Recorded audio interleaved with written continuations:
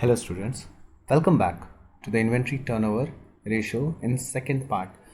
In first part, we discussed various different types of question. So the first question is given to you. Rupees 2000, 2 lakh is the cost of revenue from operations and inventory ratio is 8 times. So inventory in the beginning is 1.5 times more than the inventory at the end. So this is the one of the important questions. अगर ये question exam में पूछा जाता है तो directly 3 marks के लिए पूछा जाता है. बहुत इजी है, पर एक चीज़ इसमें ध्यान रखिएगा, इस तरीके के 2 तरीके के क्वेश्चंस पूछे जाते हैं. जब आपको वर्ड यूज़ किया हो 1.5 times more than the inventory.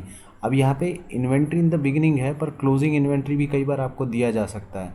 सो ये टर्न हो जाएगा, वैसा कोई दिक्कत वाली वो कोई प्रॉब्लम वाली चीज़ नहीं है. बट ये ध्यान रखिए कि आपको वर्ड क्या यूज़ किया हुआ है, 1.5 times more than the inventory.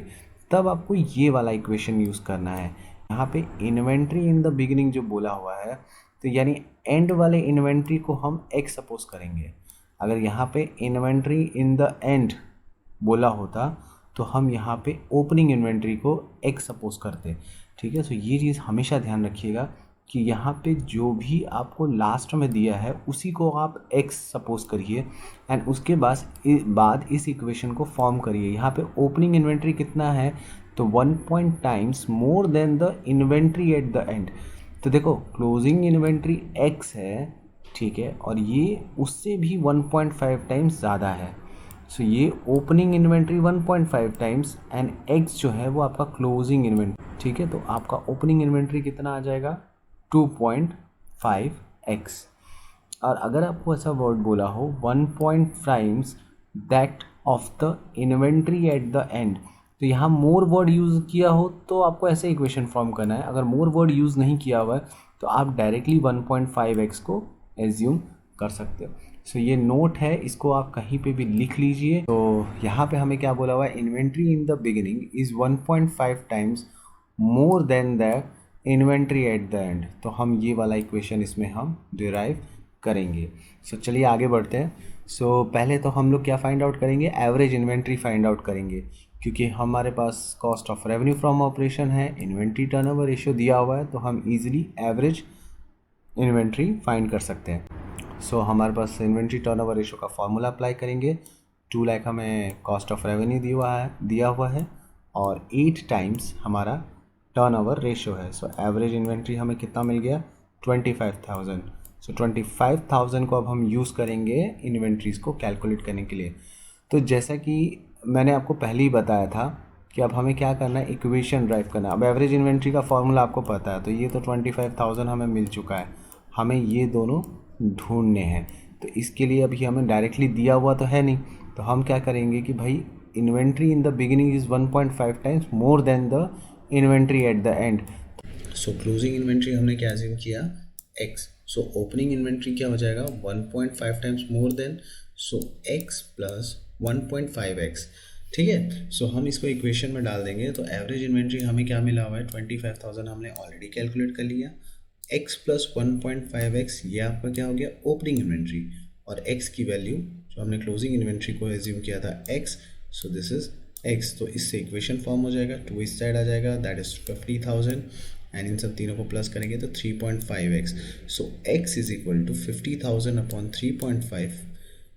सो आपकी x की वैल्यू कितनी आ गई, 14,286, और ओपनिंग इन्वेंट्री आपका कितना आ जाएगा, 14,286.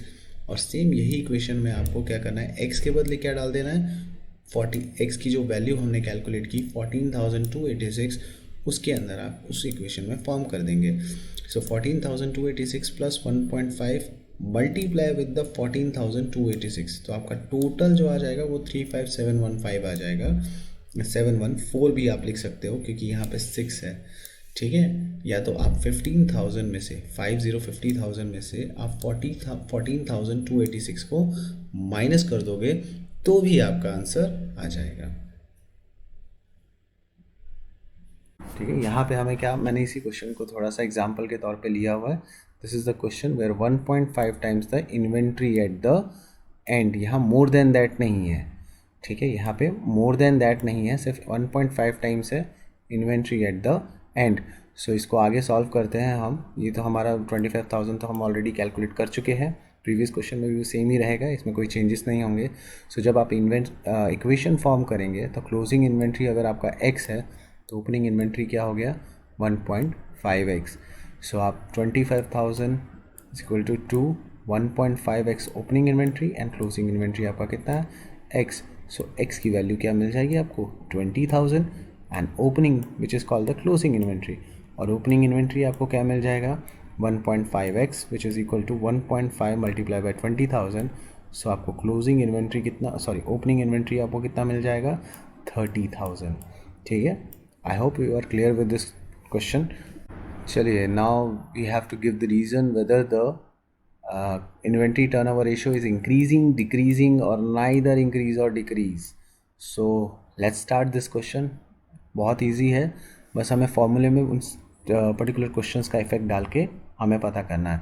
सो पहला क्वेश्चन आपको क्या दिया हुआ है, पहले हम इसका टर्नओवर रेशियो फाइंड आउट कर लेते हैं, क्योंकि हमें ओपनिंग इन्वेंट्री दिया है, परचेज दिया है एंड क्लोजिंग इन्वेंट्री भी दिया हुआ है, तो हमें COGS प्लस एवरेज स्टॉक दोनों मिल जाएगा।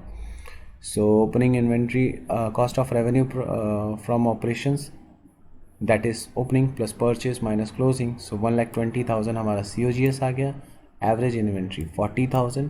सो हमारा इन्वेंट्री टर्नओवर रेशो कितना आया 3 टाइम्स। ठीक है, ये हमारा कितना आ गया 3 टाइम्स।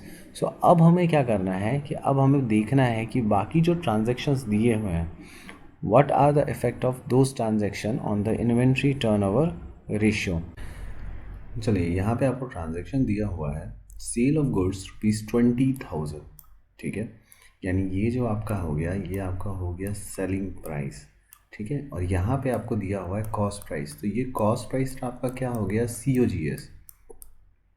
ठीक है, ये आपका हो गया COGS, तो हमें इससे मतलब है। सो अगर हम जो हमें ऑलरेडी इन्फॉर्मेशन दिया हुआ है, हमें ऑलरेडी क्या इन्फॉर्मेशन दिया हुआ है कि opening inventory is 20,000 and purchase is 1,60,000 and closing inventory is 60,000। सो हमारा रेशो क्या आया था, या इन्वेंट्री टर्नओवर रेशो क्या आया था 3 टाइम्स। सो अब हम लोग क्या करेंगे कि cost of revenue from operation फिर से कैलकुलेट करेंगे।